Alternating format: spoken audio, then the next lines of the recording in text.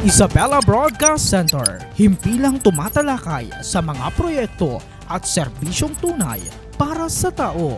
Hatid ang mga programang nag-uugnay sa bawat Isabelenyo saan mang panig ng mundo.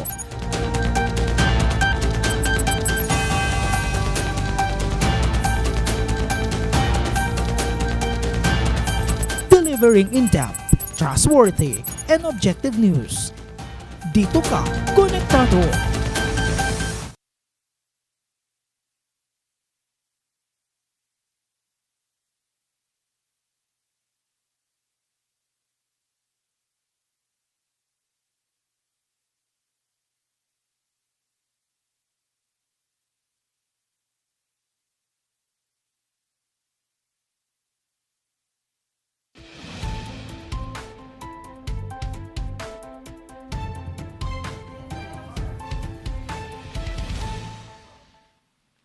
Magandang hapon ho muli mga ka-Isabelenyo at muli sumasa inyo ang Isabela Connect ka dito. Kasama nyo pa rin ang resident broadcaster ng Provincial Government of Isabela, Ezekiel Kilang. Ngayong hapon ho na ito mga ka-Isabelenyo, ating himayin ang ilang mga usapin na kinakaharap ng ilang mga magsasaka dito ho sa Isabela. Batay ho sa mga impormasyon ho kasi na naipaparating sa mga opisyal sa Isabela, may mga alegasyon ng umano'y irregularidad sa pagbili ng palay ng National Food Authority o NFA sa Isabela mula ho sa mga magsasaka. Ito ay nagdulot ho ng malawakang pagtalakay sa sangguniang panlalawigan ho ng Isabela.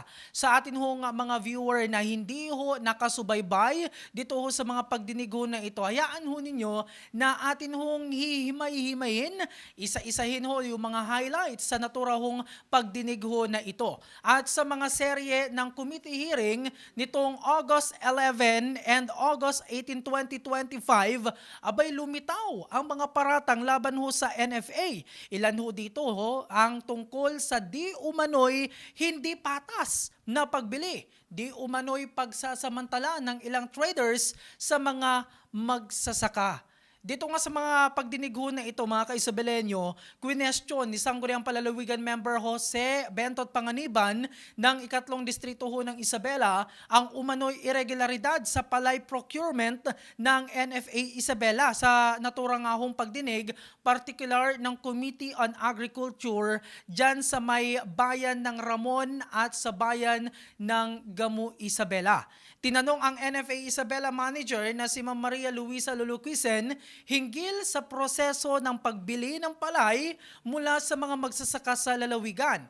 Batay ho kasi sa procurement chain na tinatawag, abay hindi ho direktang nakakapagbenta ang mga magsasaka sa NFA kung walang certification mula ho sa Municipal Agriculture Office. Bunsod ng alegasyon na may ilang magsasaka na ginagamit ng mga trader upang makapagbenta ng palay sa bodega ng NFA. Abay sa naturang nga hong pagdinig, naglakas ng loob ho na idinulog ng grupo ng mga magsasaka sa western portion ng Gamu Isabela ang umano'y karanasan na pagbebenta ho ng palay sa National Food Authority Mabini Warehouse. Ayon ho dito sa isang punong barangay na nakakasakop sa Mabini Warehouse, mismong mga kabarangay ho daw niya ang nakakakita sa anay malaking volume ng mga nagtitinda ng palay sa naturang warehouse. Abay dahil humalapit daw ho kasi ang warehouse, ay nakikita nila ang mga malalaking sasakyan, gaya ho ng trailer na pumapasok ho doon at nagbababa ng palay na mulaan niya ho sa Tabuk City, Kalinga. Dahil hanya ho dito ay nahuhuli sa schedule ang mga maliliit na magsasaka na makapagbenta. Balikan nga ho natin yung pahayag ho dito ng naturang punong barangay sa naging pagdinig dyan ho sa Gamu Isabela. Ako po ay isang punong barangay sa Western. Sakop ko po ang Mabini Warehouse. Kasi twin doon, malaki yung bodega ng NFA doon. Sinasabi ni ma'am, 100 lang daw bawat naka-RSBA ang ibebenta sa NFA. Bakit sa amin? Volume ang nakikita ko. May taga-Tabuk pa nagbebenta doon. Nahuhuli na yung mga farmers sa amin. Kasi po, kailangan ba sa NFA may ahente ba? Yung po ang tanong ko kay ma'am. Please direct lang po yung questions sa amin. Sige. Huwag Sige niyo po, po sir. i-direct po kila sa Kasi amin. po- Pero maganda yung tanong. Opo. Sa warehouse ng Mabini, yan ang problema sa amin na maliliit na magsasaka. Kasi inuuna yung volume na nagbebenta doon sa NFA, kami mga farmers, may schedule naman pero huling-huli na. Pero hindi lahat ng mga taga-farmers doon hindi nagbebenta kasi yung mga ahente, sila nang bumibili at ipinapasok po sa NFA. Kaya nandito po ang mga western part ng Gamo. Kaya nandito na sila para ako na ang magsasabi sa kanila at magkausap sa inyo, sir, na itama po ang dapat itama sa NFA. Kasi karamihan na po sa NFA, yun na po ang talagang hindi na maganda ang ginagawa po. Salamat, Apo Kapitan. Pwede ko lang po ba tanungin, Kap, gano'n na kayo katagal na kapitan dyan? 10 years na yata po kasi na-extension po kami. Okay. Magla-last term na po ako ngayon, sir. Opo. Ang tanong ko, sa haba ng panahon mo na barangay captain ka, kailan nagsimula ito, yung nawi-witness mo na problemang ito? Matagal na, sir, kasi nung una pa, nag-aaway-away ng mga farmers doon dahil inuuna nga talaga yung mga traders. So, every cropping, mula nung nanilbihan kayo, na-experience nyo na yan? Na-experience na po, sir. Okay, maraming salamat po. Baka may follow-up question, Board? We recognize. Apo Kapitan, may nasabi ka, volume, tsaka trader. Yes po, sir. Okay. Paano mo nasabi na trader? Kasi, sir, malapit sa junction namin yung warehouse. Nakikita namin na yung mga trailer at saka 10-wheeler na pumapasok doon. Ay, yung mga farmers kasi, hindi mo may pasok yung palay mo Teka, kung hindi gagamitin yung rodito. Sige. Ah. Trailer Yes po, from Tabok. Sabihin ko na po, sir, ng totoo. from Tabuk. Yes, sir. Bakit sakop pa ng Gamo sa Tabok? Okay.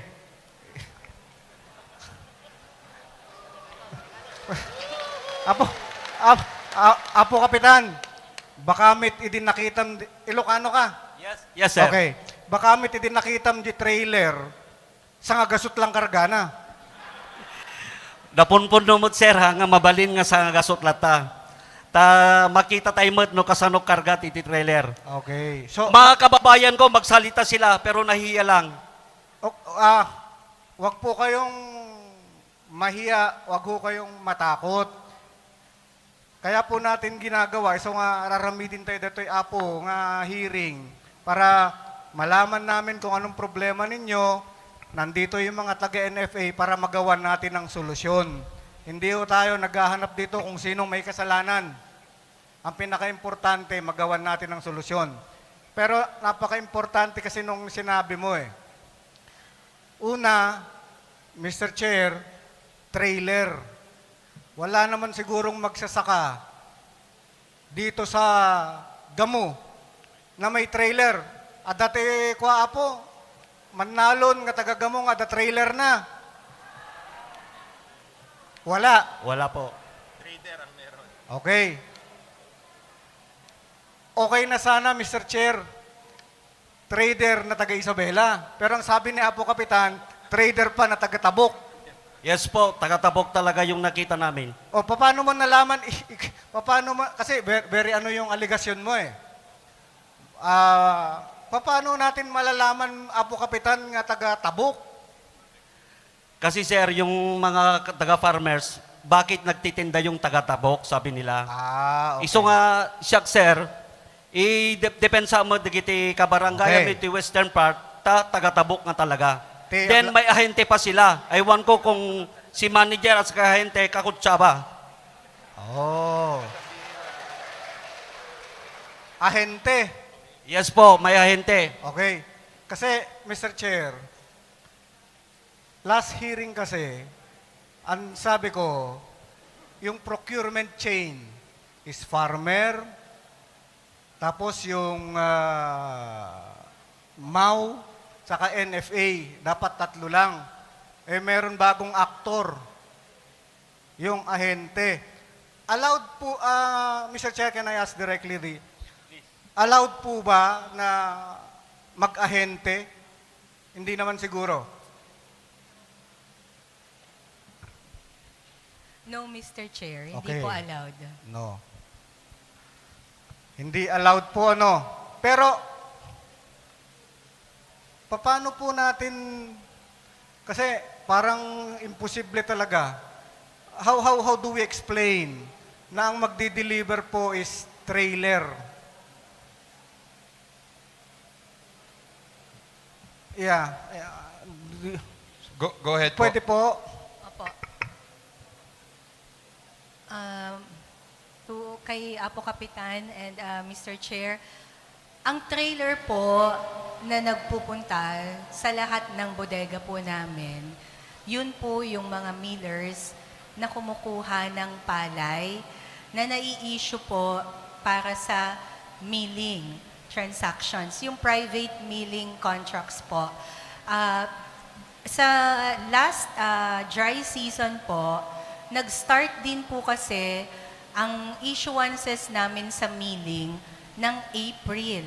Okay. I will cut you po, ha? So, dalawa na. Ang sabi ni manager, kaya may trailer doon, kasi if I would, kung susundan ko yung sagot mo, Apo Manager, withdrawal. So, withdrawal yun. Yes, Mr. Chair. From NFA Bodega, pupunta doon sa private rice miller. Ganun, di po pa? Yes, Mr. Chair. Okay. Apo Kapitan, yung mga nakikita nyo bang trailer, nagbababa o nagkakarga? Nagbababa po. Ayun, Kasi malapit yung, before nga ibaba niya, sir, mag-truck scale sila doon sa malapit sa NFA, tapos ng truck scale, ibinababa na. Oh, hindi na. Yun ang malaking problema. Kung withdrawal yun, dapat hindi na sila magbaba. Anyway, thank you, Apo Kapitan. Ha? Mr. Chair, I would like to put it on record na si Apo Kapitan, ang sinasabi niya, nakakita sila ng trailer na nagbababa. Nagaling tabok. Yun bali ang sinasabi mo, di ba, Apo Kapitan? Yes po, sir. At the trailer na nakita ka o nakita ng mga kababayan mo, puno ng Yes. palay na nagbababa ng palay sa bodega ng NFA. Yes po, sir. Okay. That would Ilan lamang yan mga ka-Isabelenyo, no, sa highlights ng naturang pagdinig dyan sa Gamo Isabela sa isinagawang committee hearing ng Sangguniang Palalawigan ho ng Isabela. Prior ho itong investigasyon ho na ito ng Sangguniang Palalawigan ng Isabela ay nagsagawa na rin ho, no, ng pagdinig ang bayan ng Gamo Isabela. Nagkaroon na ho sila ng hiwalay na investigasyon. According ho dito kay Gamo Mayor Sian Galanza, may mga trader umano kasama ang ahente ang bumibili ng palay sa mas mababang presyo, subalit ibebenta ng trader ho sa NFA. Abay, may mga trader din daw ho, no, na bumibili ng RSBSA certificate sa ilang magsasaka para lamang makapagbenta sa bodega ho ng NFA. Kaugnay ho niyan, balikan ho natin ang pahayag ho na ito ni Mayor Galanzo. Board Member Panganiban, sir. For the record po, siguro ibibigay ko lang yung mga two main issues na ano po namin during our meeting. So, ang una pong problema, ang unang sinasabi nila, yung ganitong situation po. Meron po tayong mga farmers, meron tayong magsasaka na pipila po sa NFA. Kaya lang po hindi sila mapagbibigyan dahil mahaba po yung pila. So, ang first situation, meron po si trader, bibilin po niya. Trader kasama po si ahente, bibilin po niya yung palay dito sa mga magsasaka para po, bibili po nila ng mas mababa sa presyo po ng NFA. Then si trader po yung magbebenta. Then meron naman po, second na issue po na ano namin during our meeting, sila trader po, para po makabenta sila sa NFA, binibili po nila yung mga certificate po ng ating farmer, RSBSA certificate, na ito po yung document na ginagamit nila para pambenta po. Tapos finally po, I think meron po tayong isang farmer po na lumapit sa akin kanina na siya po mismo ang naka-experience dito po sa ahente. So, tinitignan lang po namin kung willing or gusto po niyang magsalita ngayon. Alam niyo naman po, nahihiya or sa takot po. Okay. Pag hindi siya willing magsalita, di ba? Pwede po siyang mag-execute ng kanyang affidavit. Okay? Para, in fairness sa NFA, ipakikita natin. Siyempre, hindi naman pwedeng i-accuse lang sila ng ganon. Di ba? Yes, sir. Para maging fair din tayo sa kanila. Yes, sir. Now, Apo, Mr. Chair, I would like to direct my question to the RSBSA, okay. Yeah. Boss, DA, narinig niyo po yung sabi ni Mayor, yung farmer, binebenta o binibili yung RSBSA certificate. Meron ba tayong sanction sa mga farmer na gumagawa po ng ganun? Ibebenta niya yung kanyang RSBSA certificate para makapagbenta sa NFA? Sa ngayon, sir, wala po. Kasi ngayon lang po namin narinig po yan, sir. Ngayon mo lang narinig? Opo. Oo. Baka, taga Isabela ka naman, di ba? Hindi, sir. Tugigaraw po. Taga saan? Tugigaraw, sir. O kaya pala Regional hindi mo office. naririnig. Taga-Tugigaraw ka. O ngayon, nalaman mo na narinig mo na mismo. So, doon sa policy ng DA, wala tayong policy na isa-sanction yung farmer kapag may mga abuse na ginagawa sila o nami-misuse nila yung kanilang RSBSA certificate. Ang meron lang po, sir, is yung ma-i-inactive po sila sa RSBSA. Oh, that's already a sanction, right? Yes, sir. Opo. Yun po ay pag sila po ay nakitaan po na talagang wala naman po silang sinasaka at sila po ay nakarehistro sa RSBSA, pwede pong i-inactivate yung kanilang RSBSA. Pero po yung nagbebenta, sir, ng kanilang mismong RSBSA para po ganyan sa NIA, sa NFA, I should say, wala pong saklaw pa po na polisiya para doon, sir. Sa natura nga hong pagdinig na ho ito, no, mga ka-Isabelenyo, abay, napapanggit ho ang kaugnay ho sa RSBSA. Ang tanong, ano nga ho ba itong RSBSA ho na ito? Para ho sa kaalaman ng atin hong mga Isabelenyo at syempre ng atin hong mga magsasaka, sa Pilipinas ho kasi, kailangang mag-register ang mga magsasaka sa Registry System for Basic Sectors in Agriculture. Ito ho yung RSBSA ho, kung tawagin, para makakuha ng mga benepisyo at serbisyo mula sa Department of Agriculture at iba pang ahensya ng gobyerno. So, ano ho ba yung dahilan kung bakit kailangan pa ho natin magkaroon ng ganito? Una, para ho makatulong ho ito na malaman ng DA ang mga pangangailangan ng mga farmers.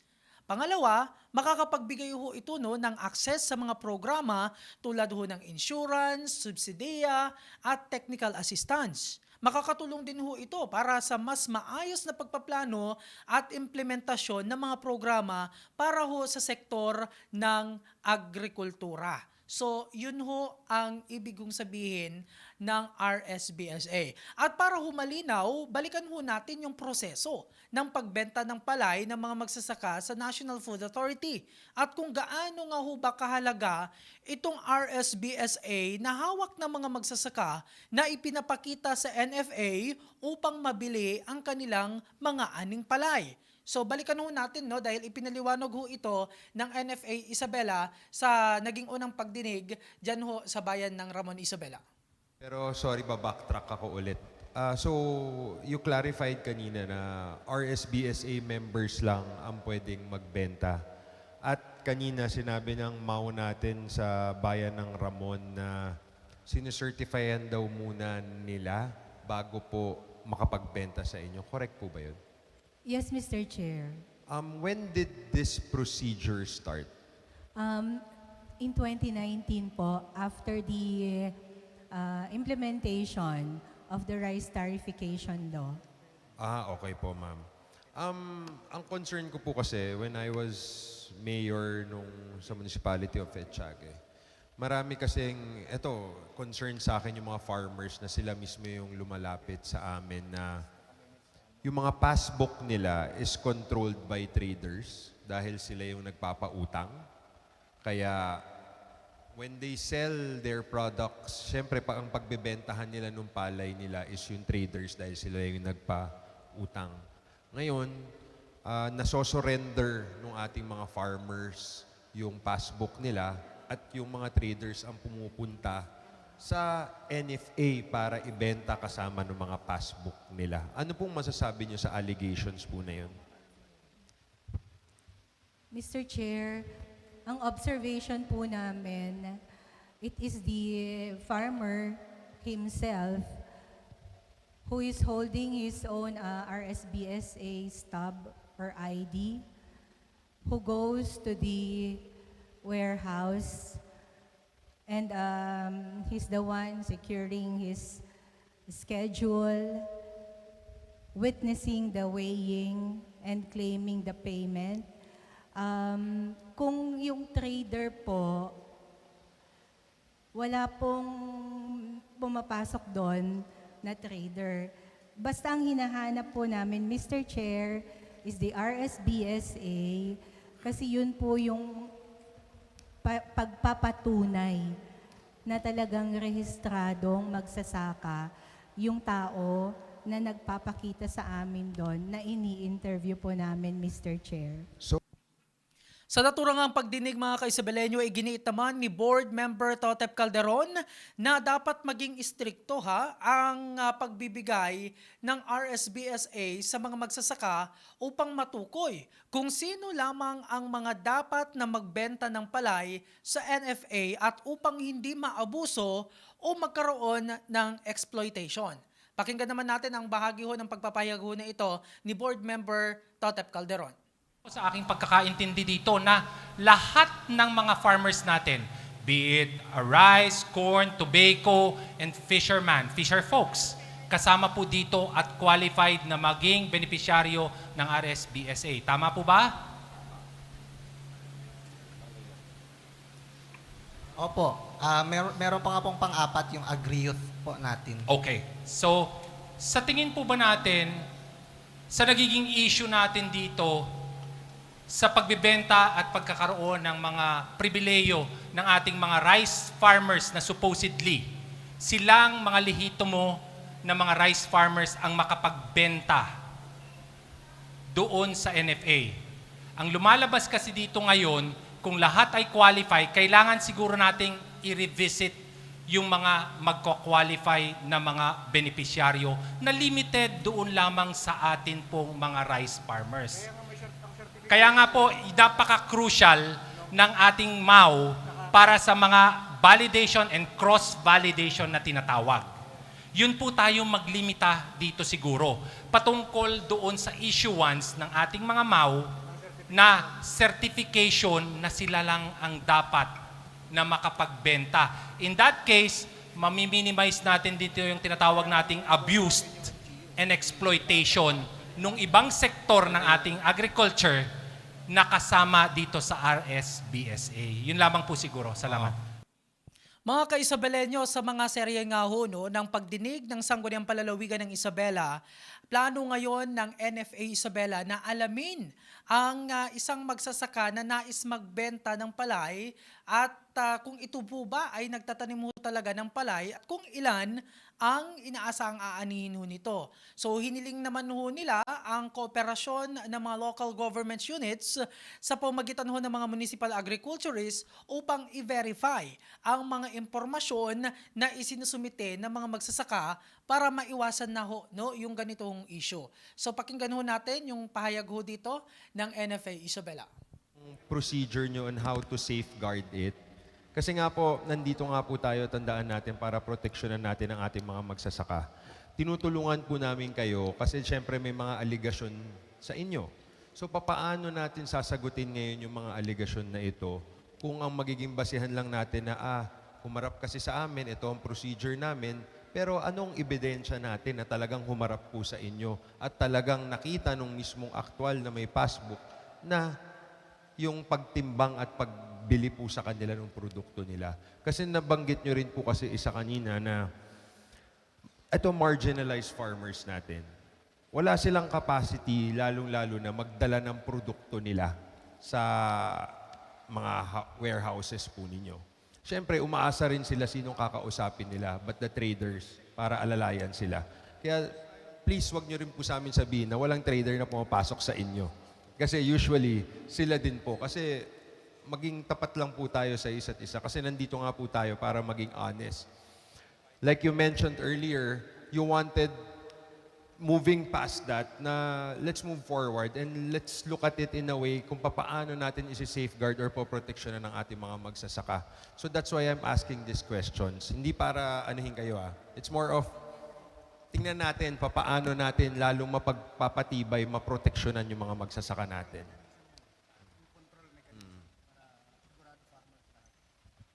Go ahead po.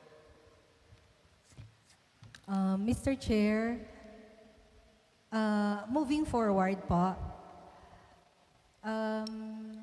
ang isa pong naisip namin na i-devise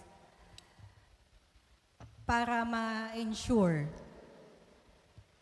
yung deliveries ng farmers at yung personality po niya, maliban po doon sa certification na sinasaad yung RSBSA number, yung area. Gusto na rin po namin, magdadagdag na rin po kami ng additional information like etong farmer na to ay talagang nagtanim ngayon. At ang inaasahang harvest ay ganitong bags sa ganitong panahon. And this certification is being issued for the purpose of this farmer securing a delivery schedule with the NFA. And we are requesting, Mr. Chair, for the cooperation and support of our LGUs through the municipal agriculturists, since they are the ones who really know about the agricultural activities of the farmer, Mr. Sa mga nagtatanong mga ka-Isabelenyo, para ho sa kalinawan at kung bakit mas marami ho ang benta noong mga nakalipas ho na taon at kung atin nga hong matatandaan, nagkaroon ho ng bagong panuntunan ang NFA nitong Hulyo, kung saan nakasaad ho na 100 kavans lamang kada magsasaka ang bibilhin ho ng ahensya at kabilang ho dito ang asosasyon at farmer groups na epektibo ho noong June 20. Sa unang pahina ho, abay napansin ho agad ang ilang irregularidad sa listahan kung saan nakalista ang isang individual mula ho sa Alfonso Lista, Ifugao na paulit-ulit na nakakapagbenta ng palay subalit hindi inilagay kung saang warehouse ito na ibenta. Natuklasan rin ho na may mga magsasaka mula ho sa San Manuel, Isabela ang 3 beses na nakapagbenta ng higit 100 ho na kaban ng palay, habang ang ilang pang individual ang nakapagbenta ho naman ng higit 150 bags. Samantala nilinaw ho naman ni NFA Isabela Manager Maria Luisa Lulucusen na noong Hunyo bumisita ho itong si NFA Administrator Larry Lacson at nakita ang pagkahabang listahan ng mga magsasaka na naka-schedule sa NFA, kaya ipinag-utos ho nito ang immediate implementation ng bagong polisiya. So anya, batay ho sa guidelines ho nila, ang basihan sa listahan ho ay ang RSBSA registered farmers. anumang lawak ng sakahan na kanilang sinasaka. So yan ho yung paglilinaw ng National Food Authority o NFA Isabela kaugnay ho sa kung bakit marami si Juan de la Cruz, marami yung ganitong ibinenta noon kasi nagkaroon ho ng pagbabago or decay ng direktiba. Sa kasalukuyan, nasa 23 pesos kada kilo ang presyo ng dried palay at 17 pesos kada kilo para ho sa fresh na palay. Na ito ho'y malayo sa presyo ng mga pribadong trader na umaabot lamang sa 9 pesos kada kilo. So, ang 10 pesos na diferensya ho sa presyo, abay malaking lugi para ho sa mga lehitimong mga magsasaka. Kaya naman mainit sa mata ng ilang traders ang naturang bentahan ho ng palay. So yan ho mga ka-Isabelenyo ang ilan lamang sa mga highlights sa isinagawang committee hearing kaugnay ho sa umano'y irregularidad sa bentahan o pagbili ng NFA Isabela ng palay. Sa nasabi nga hong pagdinig ho na ito, binibigyang diin ho ni Isabela Vice Governor Kiko D na ang layunin ng pagdinig ay upang masolusyonan ang ito hong matinding problema ho na ito na kinakarap ho ng mga magsasaka when it comes sa palay procurement at hindi ho nagsisisihan.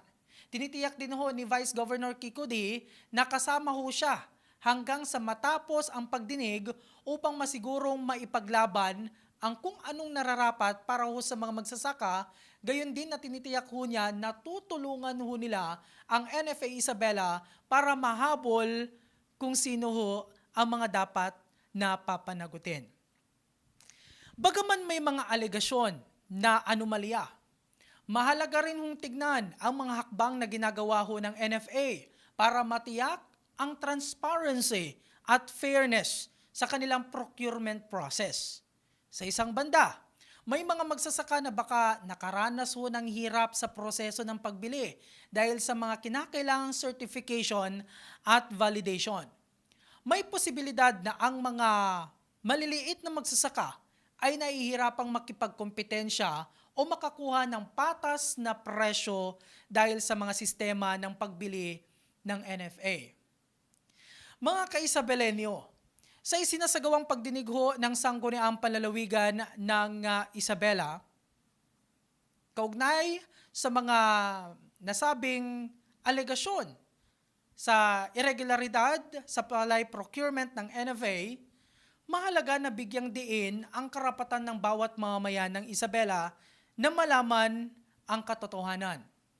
Bilang bahagi ng saligang batas na right to know o karapatan sa impormasyon, dapat bukas ang mga transaksyon sa loob ng ahensya ng gobyerno sa publiko. Ang transparency sa mga gawain ng gobyerno ay nagbibigay ho ng pagkakataon sa mga mamamayan na makialam at magkaroon ng tiwala sa mga institusyon. Sa pagdinig ho na ito, pinangungunahan ng Sangguniang Panlalawigan ng Isabela ang isang proseso ng due process upang masuri ng mabuti ang lahat ng alegasyon kaugnay sa irregularidad sa pagbili ng palay ng NFA mula sa mga magsasaka. Layunin ho nito na mabalanse ang issue, makita ang katotohanan at magkaroon ng kasagutan at solusyon sa problema para ho sa kaayusan sa hinaharap. Mahalaga na magkaroon ng masusing investigasyon at pagtutulungan sa pagitan ho ng NFA, mga lokal na opisyal at mga magsasaka upang matiyak na magkaroon ng makatarungan na proseso ng pagbili at walang sinumang nagsasamantala. Sa huling pagdinig sa araw ho ng Biyernes, ika-22 ng Agosto, inaasahang magkakaroon ng kaliwanagan sa issue na ipinupukol sa National Food Authority. Tandaan ho natin, sa pamagitan ng maingat na pagsusuri ng mga alegasyon at pagdinig sa lahat ng panig, makakamit ang isang balanseng pagtingin sa issue at makagawa ng mga solusyon na makakatulong sa kaayusan at kapakanan ng mga magsasaka at ng lalawigan. Sa ngalan ho ng aming Provincial Information Officer na si Attorney Elizabeth Binag at ng Isabela Broadcast Team, ako po ang resident broadcaster ng Provincial Government of Isabela, Ezekiel Kilang. Magandang hapon po.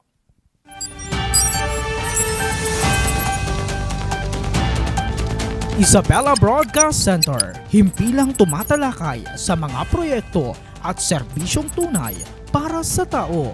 Hatid ang mga programang nag-uugnay sa bawat Isabelenyo saan mang panig ng mundo.